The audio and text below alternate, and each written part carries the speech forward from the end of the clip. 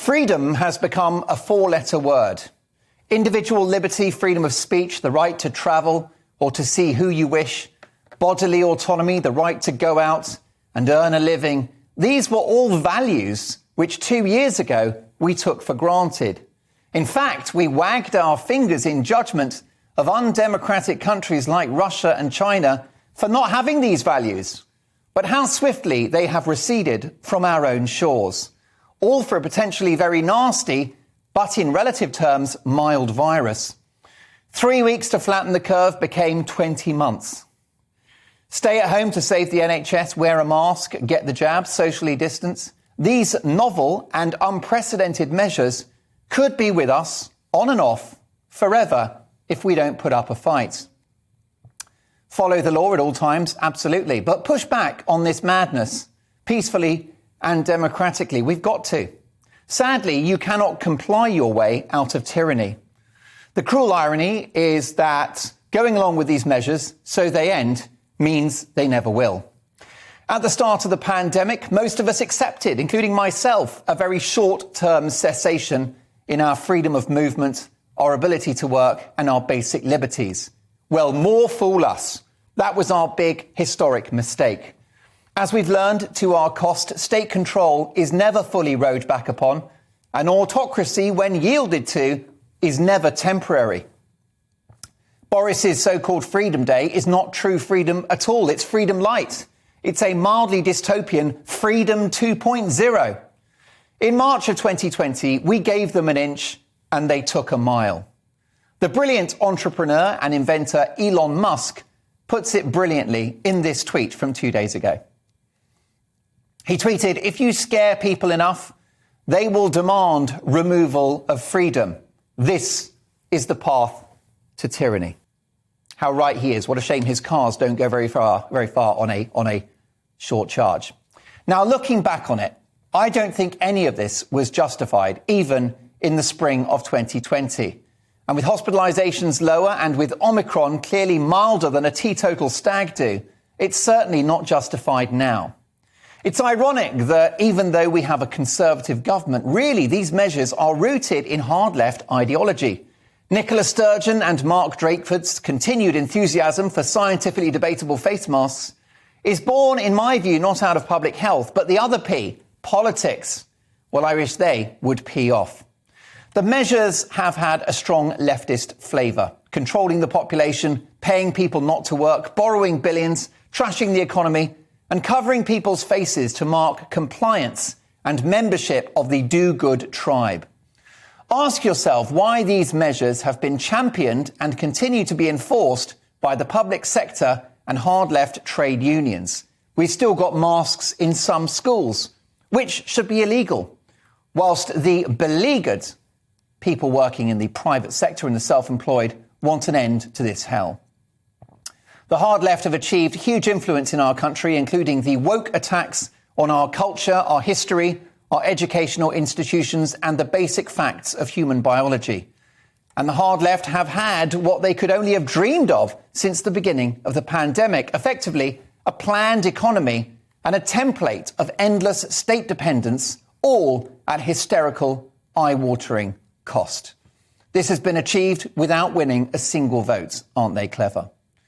Requests for furlough, stay-at-home orders and business closures will, I fear, become an annual event. We gave them an inch and they took a mile. These huge changes to our economy and society have all been achieved without any democratic mandate, without a single vote being cast, ushered in via the Trojan horse of a medical emergency. The mandate to wear masks, for example, is, in my view, just emblematic of collectivism. Of course, this doesn't even begin to touch the horrors of the Mao regime in China, but some of the techniques are familiar, and the mask mandates have parallels with the idea that I sacrifice my own needs in favour of the common good and obedience to the state. And I'm sorry, but when were face coverings ever about science? We were told at first not to wear them. Look at this doctor tweeting today what a wonderful person he is with his mask. He tweeted a selfie of himself and he said the following: "On the train to London, still wearing my mask. thinking of those more vulnerable than myself, sitting in a first-class carriage, empty, obviously, because we've killed the economy, although I'm glad he can afford a posh seat. You'll notice he's wearing a surgical mask. They don't accept those in Germany or Austria. Crumbs, I hope he knows the Germans and Austrians don't think they work. The government and the scientific community, particularly those in SAGE, have, in my view, overplayed their hand. When the full scale of the damage that's been done emerges, and when we compare countries that had these damaging measures and the others that didn't, and when we fail to see a significant difference, scientists will find it harder for us to accept any future advice. And it gives me no pleasure to say that it will become harder for the government to govern. We've been fed a diet of COVID hysteria for almost 2 years, and I fear that those who lead us will prove to be the boy who cried wolf once too often. When the full horror of what we've done emerges, the anger will be palpable. Please don't take my word for it. Professor Jay Bhattacharya, one of the most respected medics on the planet, he's from Stanford Medical School in California. Well, he's called lockdowns the biggest public health mistake in history. The measures came in at the time to save lives. I get that. But they should have been limited to days or weeks, not months and years. And what those who lead us did not have the right to do was to change our country and our society forever. Nicola Sturgeon is talking about face masks for years to come. And you know what that means. It does mean forever. There are authoritarian political figures who will continue to wield mask mandates as the perfect entry-level mechanism with which to achieve control and compliance. Credit to our party-loving numpty of a Prime Minister, Boris Johnson. Notwithstanding his enormous appetite for red wine and birthday cake, this guy has lifted most restrictions, and England is now the envy of the world, as it appears to be the first major nation to call time on the pandemic. England is also the envy of many people in Scotland, Northern Ireland and Wales, where tyranny continues to reign.